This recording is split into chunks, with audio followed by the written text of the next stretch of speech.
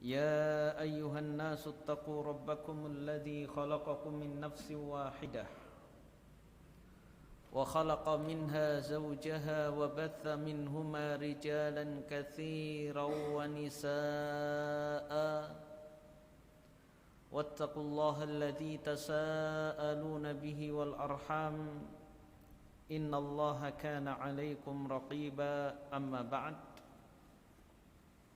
Kaum muslimin dan muslimat rahimani wa rahimakumullah, kembali kita melanjutkan kajian kita dalam buku yang berjudul Panduan Lengkap Nikah dari A sampai Z.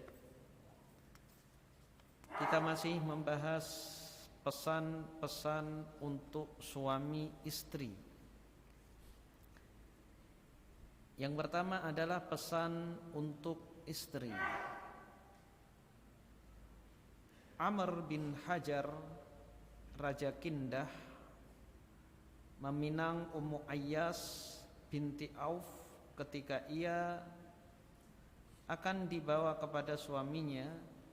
Ibunya Umamah binti Al-Harith menemui putrinya lalu berpesan kepadanya dengan suatu pesan yang menjelaskan dasar-dasar kehidupan yang bahagia dan kewajiban kepada suaminya yang patut menjadi undang-undang bagi semua wanita. Dan ini yang seharusnya yang dilakukan oleh para ibu adalah memberi wejangan-wejangan, pesan-pesan bagi putrinya untuk mengarungi rumah tangga, karena sang ibu telah banyak makan garam kehidupan, telah membina rumah tangga dengan suami, memiliki banyak pengalaman yang di situ dia tentunya mendapatkan banyak kelebihan yang ada pada dirinya dan juga kekurangan-kekurangan, dan bagaimana dia mensikapi kelebihan dan kekurangan yang ada pada dirinya. Dan dia juga melihat bagaimana sikap seorang suami dan mensikapi sikap suami. Umamah binti Al-Harith memberikan nasihat kepada putrinya ketika hendak diboyong oleh suaminya. Ia mengatakan, "Wahai putriku, engkau berpisah dengan suasana yang darinya engkau keluar, dan engkau beralih pada kehidupan yang di dalamnya engkau naik untuk orang yang lalai dan membantu orang yang berakal. Seandainya wanita tidak membutuhkan suami karena kedua orang tuanya masih cukup dan keduanya sangat membutuhkannya, niscaya akulah orang yang paling tidak membutuhkannya. Tetapi kaum wanita diciptakan untuk laki-laki, dan karena mereka pula laki-laki diciptakan." Jadi di sini sang ibu hendak memahamkan kepada putrinya hakikat berumah tangga. Tidak seperti khayalan-khayalan yang digambarkan dalam film atau sinetron atau novel-novel yang senantiasa menggambarkan kehidupan yang romantis. Seorang wanita senantiasa dipuja dan dipuji, senantiasa disanjung, senantiasa digombal. Tidak. Tapi seorang wanita ketika dia dinikahi oleh seorang laki-laki, dia akan berpindah pada tempat yang asing. Tempat yang asing membutuhkan adaptasi untuk kita bisa nyaman di tempat yang asing. berbeda dengan tempat tinggal kita. Jadi itu yang perlu diperhatikan oleh setiap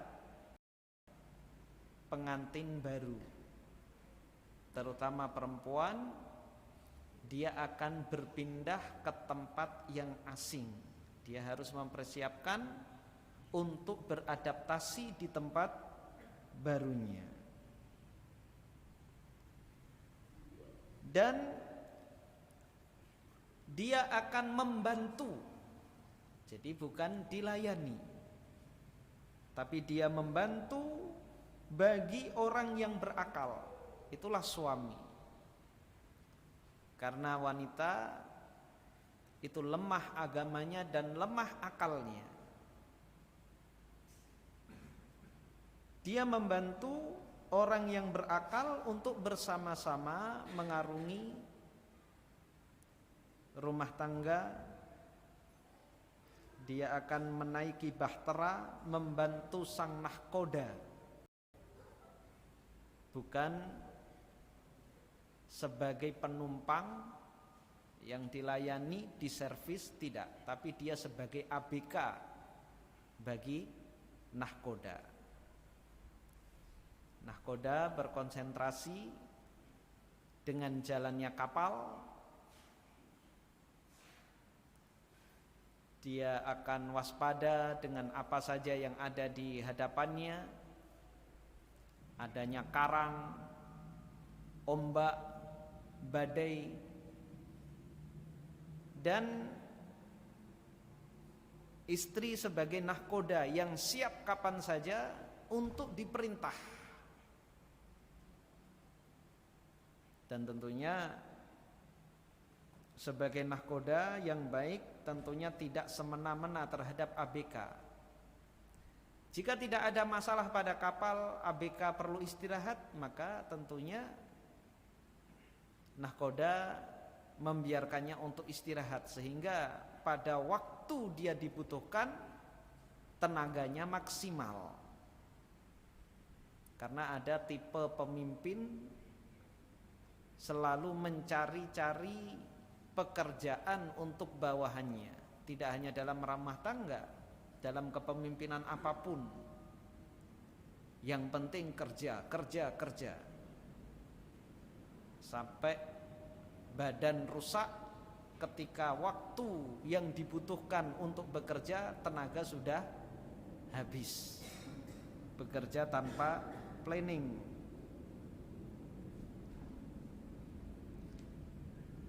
Kemudian Umamah melanjutkan nasihatnya kepada putrinya, seandainya wanita tidak membutuhkan suami karena kedua orang tuanya masih cukup dan keduanya sangat membutuhkannya, niscaya akulah yang paling tidak membutuhkannya.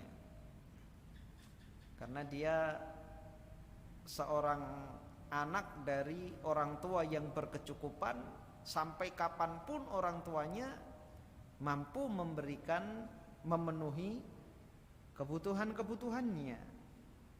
Namun kodrat seorang wanita, ia diciptakan untuk laki-laki, dan karena mereka pula laki-laki diciptakan. Wanita diciptakan untuk laki-laki dan laki-laki diciptakan untuk wanita. Jadi seandainya kita tidak merasa butuh dengan pasangan kita, seandainya kita tidak butuh pasangan, itu kita harus sadari bahwa kita diciptakan untuk pasangan kita. Itu yang harus kita tanamkan dalam hati kita, bahwa kita diciptakan untuk pasangan kita. Artinya apa? Kita harus memenuhi hak-hak pasangan kita. Terlebih tidak bisa dipungkiri, kita ini sangat butuh pada pasangan. Jadi seandainya kita tidak butuh saja, kita ini berkewajiban untuk berpasangan.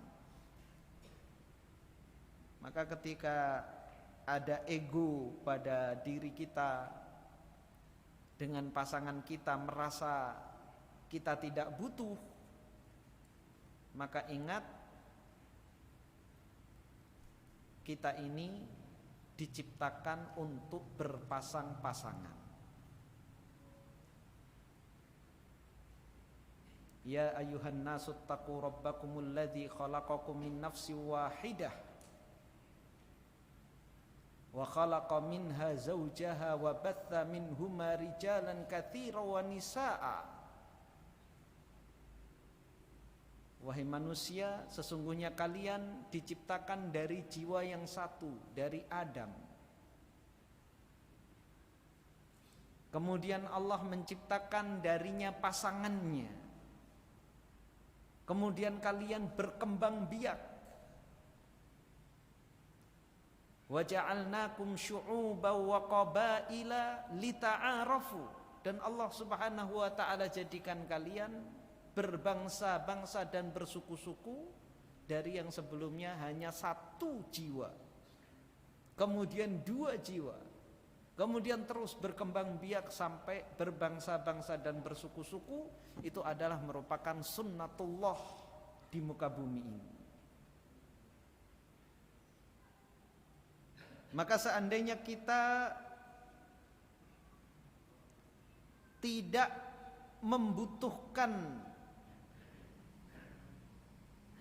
dipenuhinya hak kita,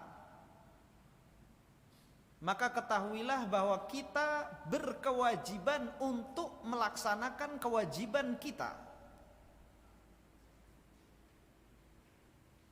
Ketika orang emosi itu biasanya mengatakan, meskipun itu dusta, dia mendustai dirinya. Aku enggak butuh sama kamu. Meskipun tidak sampai diucapkan dengan lisannya, tapi dari sikapnya, dari tutur katanya, dari bahasa tubuhnya, seolah-olah dia tidak butuh kepada pasangannya ketika emosi. Maka hadirkan pada diri kita ketika kita emosi, kita memiliki kewajiban yang harus kita laksanakan terhadap pasangan kita. Kita lanjutkan. Wahai putriku, sesungguhnya engkau berpisah dengan suasana yang darinya engkau keluar dan engkau berganti kehidupan. Di dalamnya engkau naik kepada keluarga yang belum engkau kenal dan teman yang engkau belum terbiasa dengannya. Ia dengan kekuasaannya menjadi pengawas dan raja atasmu, maka jadilah engkau sebagai abdi, niscaya ia menjadi abdimu pula. Seorang wanita jelas ketika berada di dalam rumah, dia menjalani kehidupan dengan orang-orang yang dia mengenal mereka dan mereka mengenal dirinya. Sehingga kekurangan yang ada pada dirinya orang lain sudah memakluminya dan tahu bagaimana bersikap dengan dirinya. Terutama kedua orang tuanya jelas lebih mampu bersabar daripada orang lain, termasuk juga saudara-saudaranya, kakaknya, adiknya, yang dia bisa berbuat sesuka hatinya. Di dalam rumah dia bebas. Ketika dia diboyong oleh suaminya, maka dia berada di tempat yang asing, yang tidak dia kenal, termasuk suaminya. Sampai pun orang yang pacaran, dia belum kenal sejatinya siapa suaminya. Karena jelas orang pacaran itu menyembunyikan semua aib yang dia miliki dan menampakkan kebaikan serta lebih mampu bersabar kalau disakiti. Itu rata orang yang pacaran. Dicubit oleh pacar sampai merah, itu tersenyum. Tapi kalau sama pasangan yang sah, nggak ngapa-ngapain juga marah, nggak ngapa-ngapain padahal hanya salah ngomong, salah dengar, itu yang sering terjadi pada suami istri. Kalau nggak salah ngomong ya salah dengar. Yang satu salah ngomong, yang satu salah dengar. Akhirnya masing-masing nggak ada yang mengakui kesalahannya. Enggak, saya nggak ngomong gitu. Nah, saya dengernya gitu. Kamu yang salah dengar, kamu yang salah ngomong. Ya. Yang satu nggak pandai ngomong, yang satu congekan.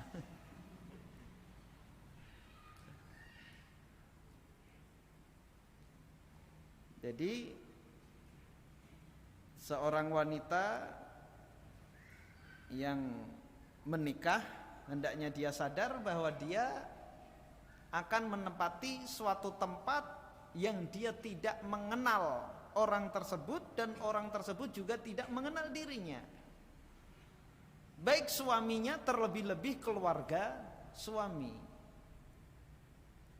Maka apa yang harus dilakukan oleh seorang wanita adalah menempatkan dia pada posisinya, yaitu dia sebagai abdi, sebagai pelayan, dan suami sebagai raja. Jika seorang perempuan memposisikan sebagai abdi, sebagai pelayan, maka suami akan melayaninya. Suami akan sepenuh hati memenuhi kebutuhan-kebutuhannya. Apa sih fungsi pelayan itu dan bagaimana karakter pelayan? Karakter pelayan itu qanaah, tidak mengungkit-ungkit, tidak banyak menuntut. Apa yang diberikan oleh tuannya, dia berterima kasih. Maka seorang suami ketika mendapati istrinya penuh dengan qanaah, sedikit saja yang diberikan, istrinya berterima kasih, menampakkan seolah-olah baru pertama itu dia mendapatkan kenikmatan itu, yang mungkin dia sering mendapatkannya. Tapi dia tampakkan di hadapan suami seolah-olah itu yang terbaru yang dia dapatkan. Dan luar biasa. Dia ucapkan terima kasih. Dia tampakkan dengan wajah yang berseri-seri. Maka suami akan bersemangat bekerja di luar rumah. Dan suami akan terus berpikir bagaimana memberikan hal-hal yang baru untuk istrinya. Bagaimana membuat kejutan-kejutan baru.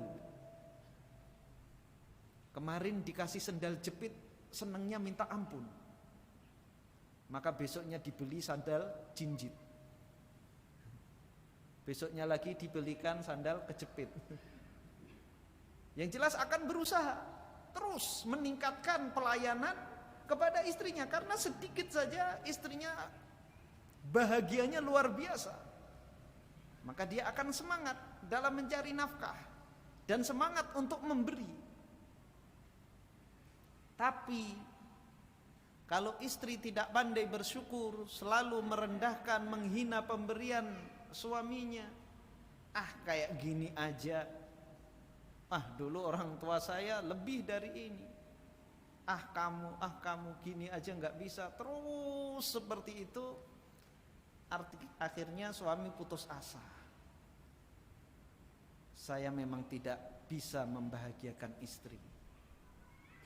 Akhirnya dia juga tidak ada semangat dalam mencari nafkah. Maka jadilah istri yang qanaah, maka suami akan bersemangat memenuhi kebutuhan-kebutuhan istri. Nasihat selanjutnya, nasihat Umamah kepada putrinya, peliharalah untuknya 10 perkara, niscaya ini akan menjadi kekayaan bagimu. Artinya 10 perkara ini dia persembahkan untuk kesenangan suami, dan efeknya, akibatnya dia juga akan mendapatkan kesenangan tersebut karena dia berhasil menyenangkan suami. Pertama dan kedua, tunduk kepadanya dengan qanaah atau merasa cukup, serta mendengar dan patuh kepadanya. Qanaah yang tadi kita sampaikan, di antara sifat qanaah adalah berterima kasih kepada suami. Maka sekecil apapun pemberian suami, hendaknya istri berterima kasih, baik dengan lisan maupun perbuatan. Terkadang dengan lisan saja masih banyak istri yang berat mengucapkan terima kasih kepada suami. Padahal Nabi SAW bersabda, la yashkurullaha man lam yashkurin nas. Tidak dianggap bersyukur kepada Allah orang yang tidak berterima kasih kepada manusia.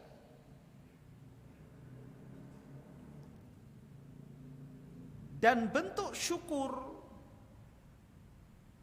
dengan anggota badan adalah mendengar dan patuh kepada suami. Bentuk syukur istri kepada suami dengan lisan tentunya, dan dengan anggota badan diantaranya adalah dengan mendengar dan taat. Jangan lisannya mengucapkan terima kasih, tapi ternyata ketika suami berbicara dia tidak mau mendengar, dan ketika suami memerintah dia tidak taat. Jadi bentuk syukur perempuan itu akan tampak ketika suami memerintah, dia segera. Suami akhirnya mengatakan dalam hatinya, oh ini karena kemarin saya belikan sandal jepit. Karena selama ini nggak pakai sendal, sekarang girang pakai sandal jepit. Disuruh apa saja mau. Bagaimana kalau saya belikan sepatu? Tentunya akan lebih taat lagi. Kemarin dibelikan sepeda ontel, seneng, girang. Bagaimana kalau saya belikan motor? Kemarin saya belikan motor, taatnya bukan luar biasa. Bagaimana kalau saya belikan mobil? Kemarin saya beri rumah gubuk, senang. Bagaimana kalau saya beri istana? Dan begitu seterusnya. Tapi kalau istri tidak bersyukur, tidak pernah mengucapkan terima kasih, bahkan mencela dan tidak pernah taat Kemarin kepada saya beri rumah suami gubuk, bisa senang. meningkatkan Bagaimana kalau pelayanan kepada istrinya. Dan begitu seterusnya. Tapi Yang kalau ketiga istri dan tidak keempat, bersyukur, tidak pernah mengucapkan terima memperhatikan kasih, mata mencela, dan hidungnya. tidak pernah taat Kemarin kepada saya beri seorang istri, hendaknya rumah memperhatikan bisa mata suami, bagaimana kalau pelayanan dan kepada hidung suami. Apa Dan maknanya? begitu seterusnya. Jangan sampai matanya melihat suatu keburukan darimu, dan jangan sampai mencium darimu kecuali aroma yang paling harum. Jadi seorang istri harus menjaga penampilan. Kebanyakan wanita di zaman sekarang tampil di depan suaminya apa adanya. Tapi kalau keluar kondangan, subhanallah, kayak Miss Universe. Tapi kalau di dalam rumah kayak gombal, seadanya, pakai daster yang bolong. Untuk suami aja nggak apa-apa. Tapi kalau di luar rumah,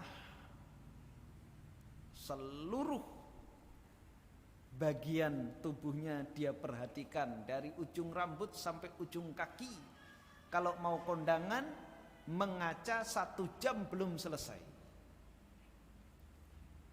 Suami sudah nunggu di mobil, sudah nyalain mesin mobil, sampai bensin mau habis, belum selesai berdandan.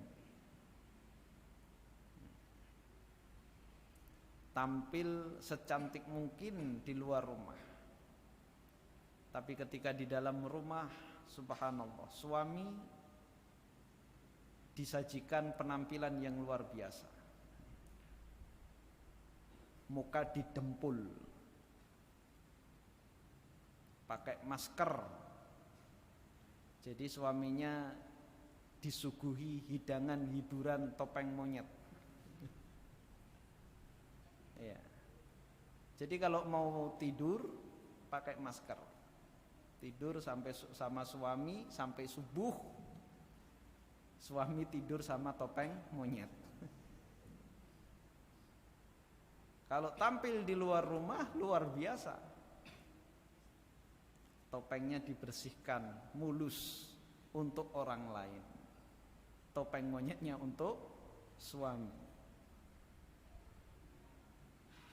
Jadi harus perhatikan, yang pertama, mata suami jangan sampai melihat keburukan pada istri, dan juga hidung suami jangan sampai dia mencium aroma yang tidak sedap pada istri.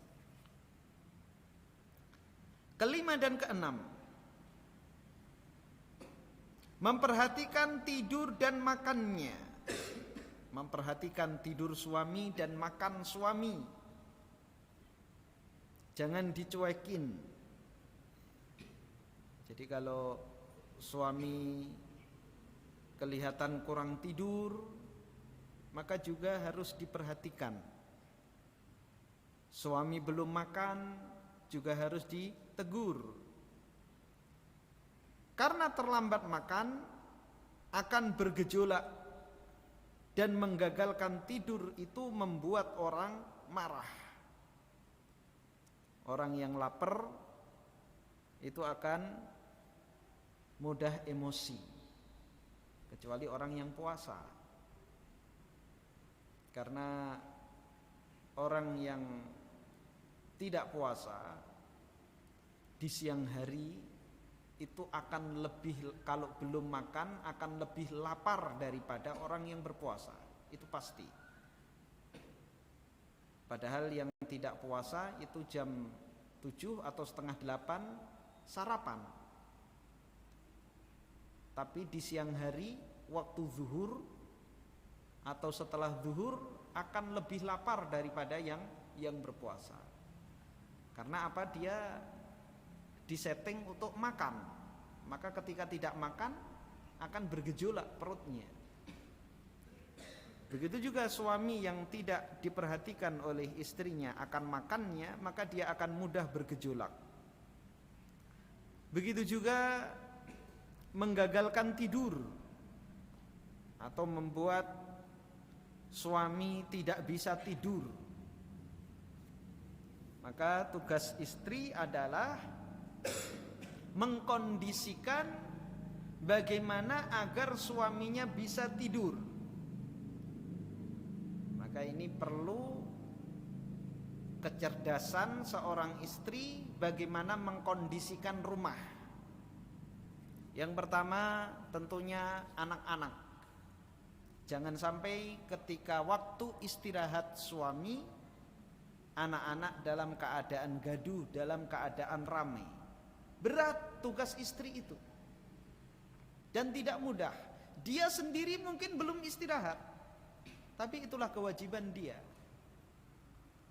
Maka itu Islam memberikan tugas seorang istri itu berada di dalam rumah. Jelas tugas yang berat ini tidak akan maksimal apabila istri juga bekerja di luar rumah. Jadi tugas dalam rumah saja itu tidak ada habisnya, tidak ada selesainya. Apalagi kalau istri diberi tugas juga di luar rumah. Jadi menjaga tidur suami adalah mengkondisikan suasana agar suami benar-benar bisa istirahat. Dan ini akan sulit dilakukan jika istri adalah wanita karir. Ketujuh dan kedelapan, menjaga hartanya dan memelihara keluarga dan kerabatnya. Inti perkara berkenaan dengan harta ialah menghargainya dengan baik, sedangkan berkenaan dengan keluarga ialah mengaturnya dengan baik. Jadi selain bersyukur, qanaah dari pemberian suami, dia juga menjaganya. Artinya mempergunakannya dengan baik dan benar, menggunakannya dengan tepat dan cermat. Artinya hal-hal yang tidak diperlukan, maka dia tidak salurkan hartanya ke tempat-tempat tersebut. Pandai mengelola keuangan. Jangan sampai lebih besar pasak daripada tiang. Dan ini banyak model istri seperti ini, ya, lebih besar pasak daripada tiang. Dia hanya tahu membelanjakan tanpa tahu berapa pemasukan, sehingga terus menuntut kepada suami. Jadi mengeluarkannya lebih besar daripada pemasukan suami. Akhirnya suami tertekan karena gaya hidup istri. Dan berkenaan dengan keluarga adalah mendidik anak-anak, mengasuh dan mendidik. Mengasuh ini dalam artian mengurus. Kalau masih semakin kecil anak, semakin harus kita memberikan pelayanan, ya, seorang ibu tentunya. Bagaimana mendiamkannya ketika menangis, bagaimana mengenyangkannya ketika lapar, bagaimana memberi minumnya ketika haus, bagaimana memandikannya, bagaimana membersihkannya ketika buang hajat, dan seterusnya. Jangan sampai seorang istri tidak mengerti akan hal-hal yang demikian atau berat melakukannya, menunda-nunda.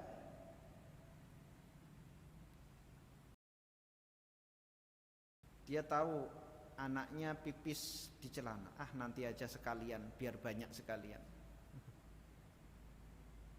Toh nanti dibersihkan juga. Sampai anaknya basah kuyup dengan air kencingnya. Jadi jangan sampai seperti itu. Atau menunggu suami pulang, nanti aja biar bapaknya. Wah, ini lebih kurang ajar lagi. Suaminya capek pulang kerja, pertama kali suguhannya adalah tai anaknya. Ada model istri seperti ini. Bahkan tidak segan, dia tidak ada pekerjaan, ketika anaknya BAB memanggil suaminya, "Ayah, itu anaknya." Ini adalah tugas istri. Meskipun tidak ada salahnya suami itu meringankan pekerjaan istri.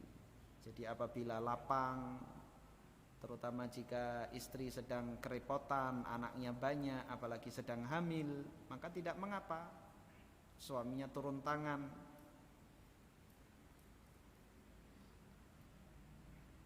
Yang terakhir, ke-9 dan ke-10, jangan menentang perintahnya dan jangan menyebarkan rahasianya. Karena jika engkau menyelisihi perintahnya maka hatinya menjadi kesal, dan jika engkau menyebarkan rahasianya maka engkau tidak merasa aman terhadap pengkhianatannya. Kemudian janganlah engkau bergembira di hadapannya ketika dia bersedih, dan jangan pula bersedih di hadapannya ketika dia bergembira. Jadi jangan menebar aib suami meskipun kepada kedua orang tua. Jadi hadapi kekurangan-kekurangan suami. Jangan dikit-dikit ngadu kepada orang tua, menceritakan kekurangan-kekurangan suami. Maka jika istri bersikap demikian, maka rentan. Bila istri bersikap demikian, maka akan rentan suami akan berkhianat.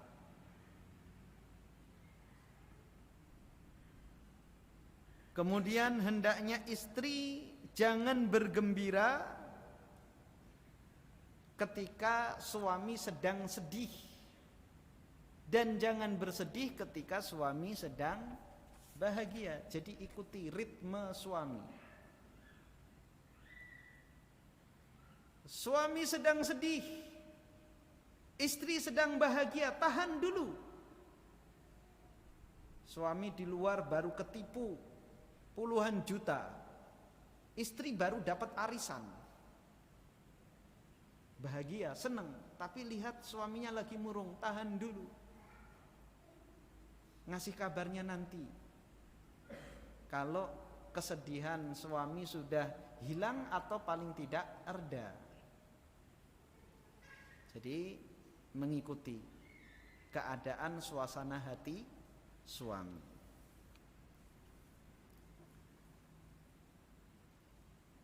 Ada sebuah kisah seorang menikahkan putrinya dengan keponakannya.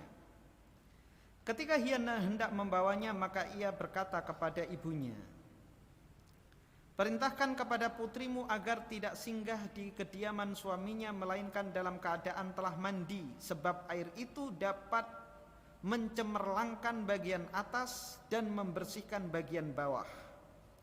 Dan janganlah ia selalu sering mencumbuinya, sebab jika badan lelah maka hati menjadi lelah. Jangan pula menghalangi syahwatnya, sebab keharmonisannya itu terletak dalam kesesuaian."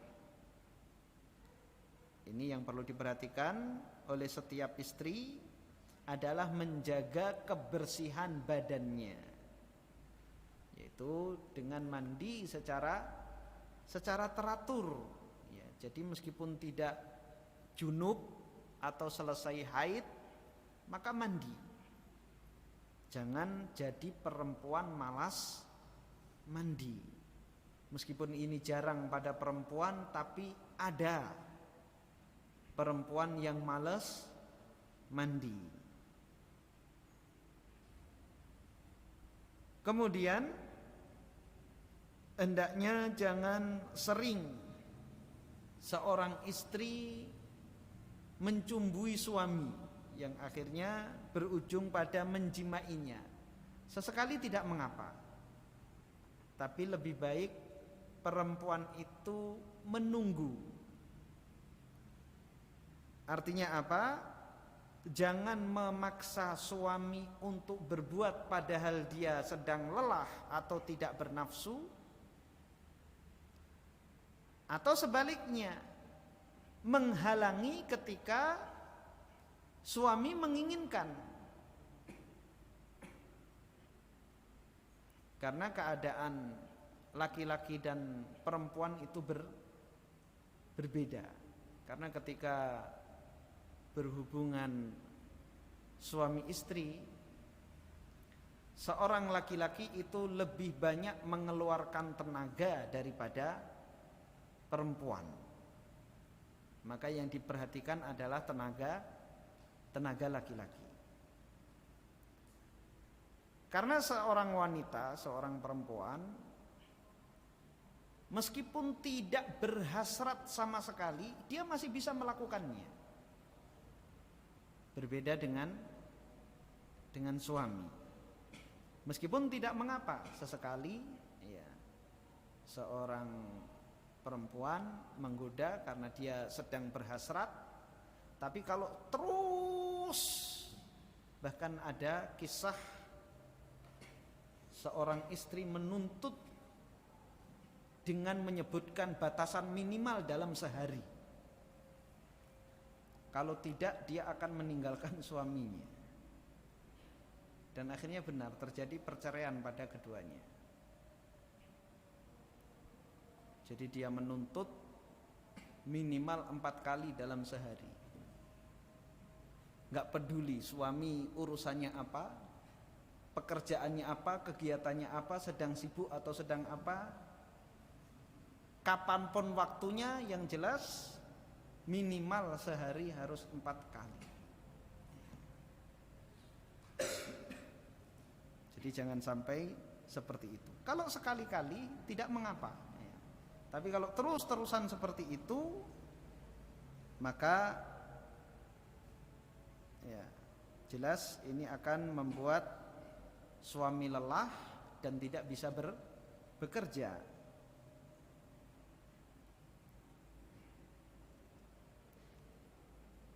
Ketika Al-Farasifah bin Al-As membawa putrinya Nailah kepada Amirul Mukminin Utsman bin Affan dan beliau telah menikahinya, maka ayahnya menasihatinya dengan ucapannya, "Wahai putriku, engkau didahulukan atas para wanita dari kaum Quraisy, dari kaum wanita Quraisy yang lebih mampu untuk berdandan darimu.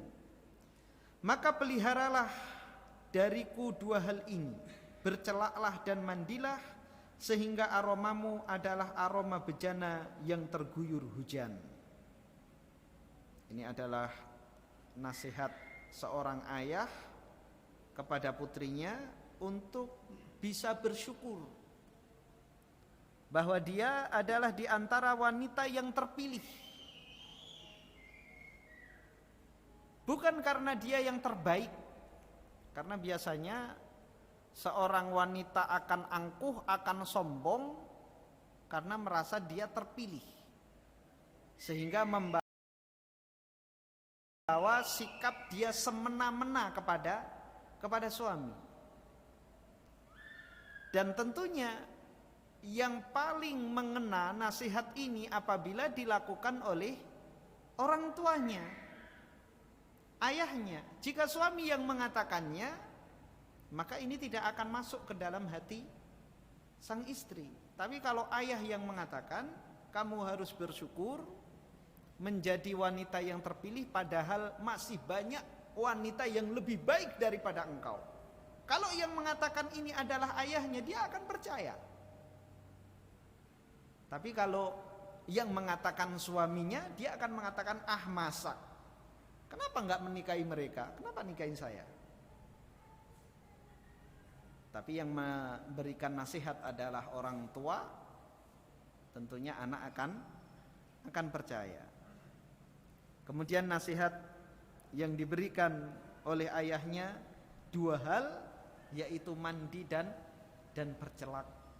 Karena dengan bercelak tentunya akan menambah kesehatan dan keindahan pada mata. Belum masuk waktu Isya. Abul Aswad berkata kepada putrinya, janganlah engkau cemburu, sebab kecemburuan itu adalah kunci perceraian.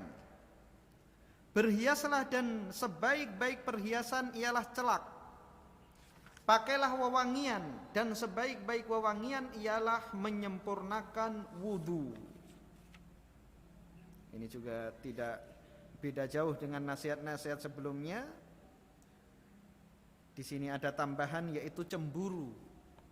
cemburu yang di luar kontrol. Cemburu itu perlu dan harus tetap ada, karena kecemburuan itu yang juga merupakan modal kecintaan di antara suami istri. Kalau tidak ada cemburu berarti tidak cinta. Ada cemburu berarti ada cinta. Silahkan Anda.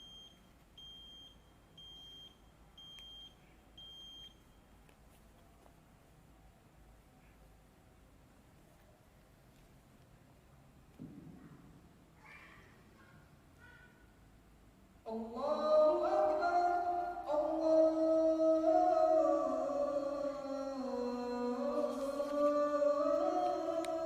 Akbar, Allah Akbar, Allah. Allahu Akbar, Allahu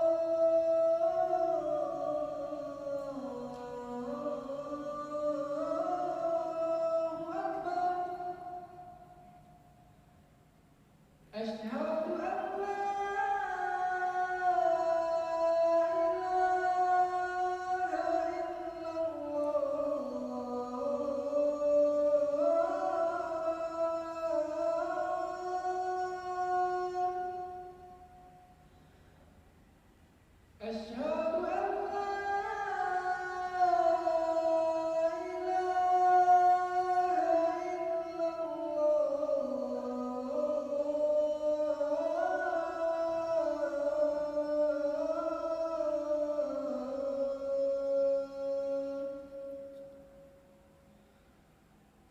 أشهد أن لا إله إلا الله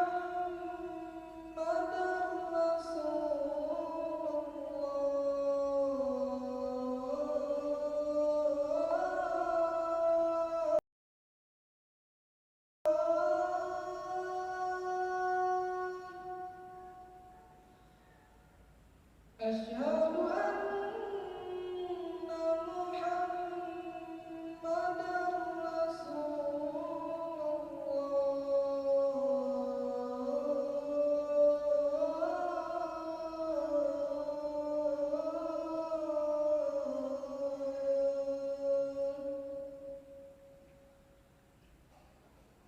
حي على الصلاة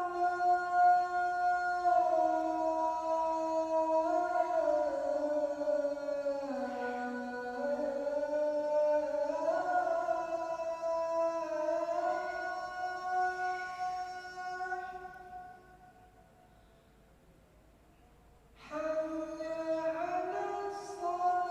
حي على الفلاح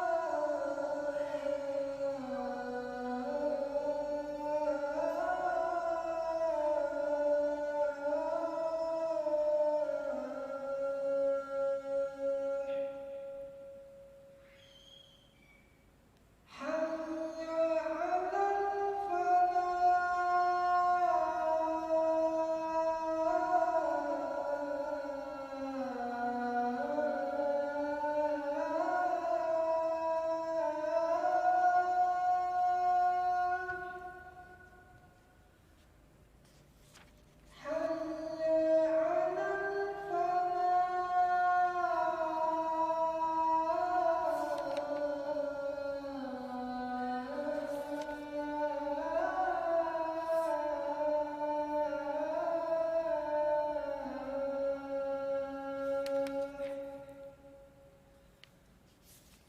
الله أكبر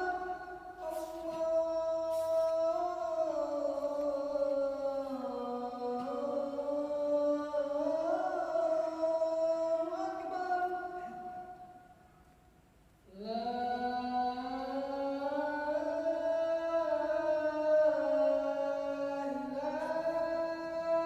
إله إلا الله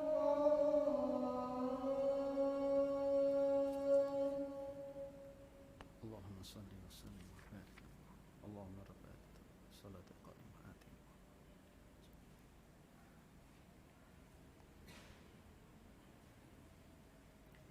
Kita lanjutkan. Jadi yang kecemburuan itu tetap harus dipelihara namun jangan sampai lepas kendali.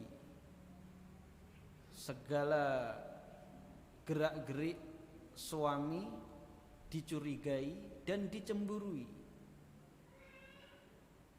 Setiap suami pulang diinterogasi, selalu curiga dengan tingkah dan tidak tanduk suami. HP-nya senantiasa diperiksa. Bahkan obrolan dengan sesama laki-laki pun dicurigai. Ini jangan-jangan perempuan tapi kamu kasih nama laki-laki. Biar enggak dicurigai. Suaminya pulang dari pengajian, kebetulan di tempat pengajian ada penjual minyak wangi, dia cobain minyak wangi. Sampai rumah masih bau harum. Langsung istrinya sewot. Kenapa bau wangi? Seperti ini akan berdampak pada perceraian. Suami justru tidak akan simpatik lagi kepada istri.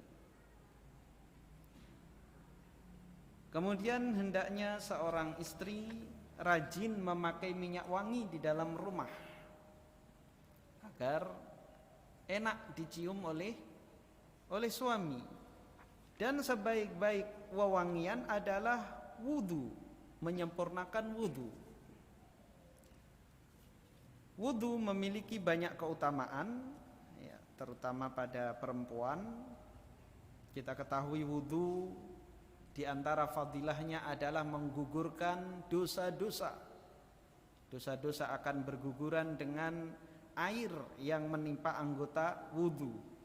Dosa-dosa yang ada pada wajah, baik itu mata, mulut, akan berguguran dengan mengalirnya air wudu. Dosa-dosa yang dilakukan oleh tangan, dosa-dosa yang ada pada kepala, dosa-dosa yang dilakukan oleh kaki. Dan juga wudu akan meredakan amarah. Yang mana sifat wanita itu suka marah. Yang menjadi hobi dan kesukaan wanita itu adalah marah. Dan petunjuk Nabi SAW ketika seorang tertimpa amarah adalah untuk berwudu. Sebagaimana hadis yang diriwayatkan oleh Imam Ahmad, innal ghadaba minasyaiton wa innasyaiton khuliqa minan nar fa idza ghadiba ahadukum falyatawadda. Sesungguhnya amarah itu dari syaitan dan syaitan itu tercipta dari api. Maka jika salah seorang di antara kalian marah, maka hendaknya dia berwudu. Jadi meredam amarah itu salah satunya adalah dengan berwudu. Tingkatannya yang pertama adalah dengan isti'adzah, membaca a'udzubillahi minasyaitonir rajim. Ini akan meredakan amarah, bisa menghilangkannya bahkan. Namun ada sebagian orang yang tidak reda marahnya hanya dengan sekadar mengucapkan a'udzubillahi minasyaitonirrajim, benar-benar mendidih. Jadi dikipasin saja tidak mati, ditiup saja tidak mati itu api. Karena saking bergejolaknya. Jadi perlu disiram. Maka hendaknya berwudu. Maka itu akan meredakan. Petunjuk Nabi SAW yang lain adalah apabila seorang marah dalam keadaan berdiri, maka hendaknya dia duduk. Apabila duduk dia masih marah, maka hendaknya dia berbaring. Karena memang benar-benar mendidih. Jadi kalau tidak segera dipadamkan, ya, kepala bisa meleleh. Kepala bisa pecah karena amarah. Dan kewajiban kita adalah meredakan amarah, bukan membiarkannya. Bukan meluapkan amarah, tidak. Tapi apa? Meredakan amarah. Bukan dengan menendang pintu, membanting piring, itu meluapkan amarah.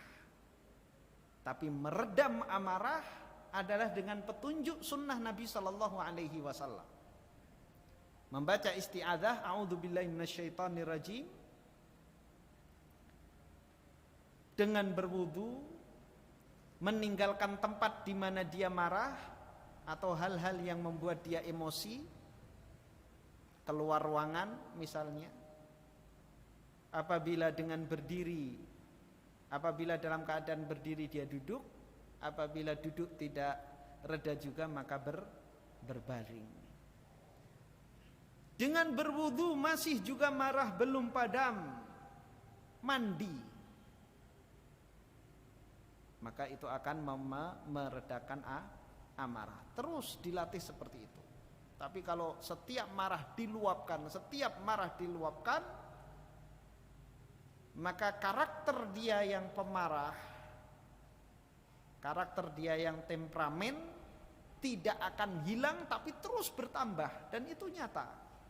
Orang yang setiap marah dia luapkan, baik dengan kata-kata maupun sikap, terus seperti itu diluapkan sampai habis, maka kapanpun dia tersulut akan langsung berkobar.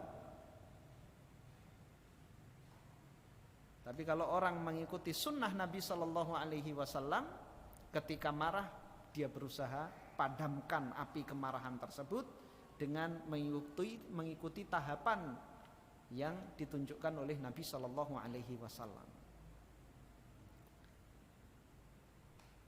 Terkhusus wanita yang sifatnya adalah mudah tersinggung dan mudah marah dan sering salah paham, karena wanita itu selalu memiliki tafsir lain dari apa yang dia lihat dan apa yang dia dengar, baik kepada suami maupun kepada siapapun. Orang bersikap biasa saja, berbicara biasa saja, dia merasa tersinggung. Hadir di kajian pertama kalinya, kebetulan pembahasannya bertepatan dengan karakter yang dia miliki. Ustadz ini nyinggung saya terus. Tahu kalau saya hadir di sini. Jangan-jangan Ustadz naksir sama saya. Atau dia bersangka-sangka yang lain. Siapa yang cerita ke Ustadz kalau saya seperti itu? Terus memiliki tafsir jalan lain, ya, bukan tafsir jalan lain. Jadi apapun yang dilihat, apapun yang didengar, berpotensi memiliki penafsiran yang lain. Itu karakter wanita. Di suatu majelis yang hanya dihadiri oleh perempuan, ada yang berbicara, ada yang tersinggung, padahal tidak menyindir sama sekali, tapi memang kebetulan orang bercerita, orang berkisah tentang orang lain, kebetulan sama, wah ini nyindir saya, kurang ajar ini, awas nanti. Dan betapa sering persahabatan perempuan itu terputus gara-gara adanya tafsir jalan lain. Maka hendaknya para wanita menjaga wudunya. Artinya apa? Akan lebih baik setiap kali batal wudu dia berwudu, dan itu sebaik-baik perhiasan bagi wanita, lebih baik daripada memperbanyak minyak wangi. Karena perempuan yang kalem, lemah lembut, tidak marah-marah, jelas lebih disukai oleh suami daripada wanita yang wangi tapi pemarah. Wallahu ta'ala a'lam bishawab. Kita tutup dengan doa kafaratul majlis. Subhanakallahumma hamdika asyhadu an la